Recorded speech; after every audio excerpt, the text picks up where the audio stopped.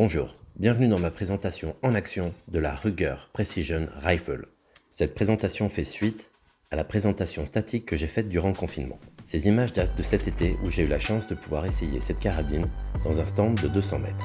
Les conditions sont les suivantes. Distance 200 mètres. Température 31,5 degrés. La pression atmosphérique n'est pas très importante vu la distance. Comme munition, j'ai sélectionné des Sako TRG Précision en 300 grammes. La RPR est ici équipée d'une lunette Steiner M7XI avec un montage Sako Magnésium porté à 0 MOA, d'un silencieux AZ Ultra SL7 et d'un bipied BT Atlas. Encore une fois, je me suis équipé d'un Labradar pour pouvoir enregistrer et vous présenter les vitesses. La culasse, bien qu'elle clique un petit peu, est très fonctionnelle.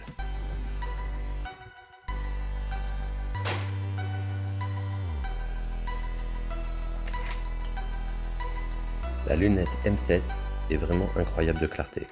À 200 mètres, c'est bien le moindre, mais elle est vraiment très impressionnante. Elle dispose d'un premier plan focal et, même zoomé à fond, le réticule reste fin.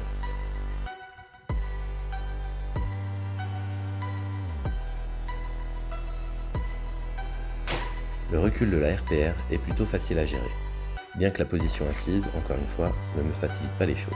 Le bipied fait bien son boulot, il recule en ligne et les patins antidérapants montrent leur efficacité. Je teste ici la version 338 de la RPR. Celle-ci diffère légèrement de la plateforme 308 6,5 Creedmoor. En effet, je n'ai pas besoin d'abaisser le chargeur pour pouvoir manipuler la culasse. Sur la version 308 6,5 Creedmoor, quand le chargeur Magpul est vide, la culasse reste nécessairement ouverte. Étant habitué à mettre mes munitions une par une, je préfère nettement la version 338. Malheureusement, le chargeur de celle-ci n'est pas un chargeur Magpul, mais un chargeur Ruger. Donc, il est à la fois plus difficile à trouver et plus onéreux.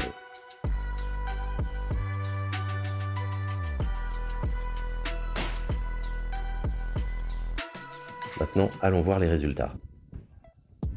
Encore une fois, je ne vais pas commenter les résultats. Je vous les présente tels que, avec les vitesses que j'ai enregistrées. J'ai donc utilisé deux sortes de munitions, les Sako Raced en 300 grains et les Sako TRG également en 300 grains. Je note que pour les deux cibles, mes impacts se sont regroupés en deux groupements. Ceci peut s'expliquer par le manque de rodage du canon. En effet, le fusil est out of the box et il sera certainement nécessaire d'optimiser le couple canon-munition. Voilà, c'est la fin de ma présentation. J'espère que celle-ci vous aura plu. N'hésitez pas à laisser des commentaires et surtout, continuez à vous protéger.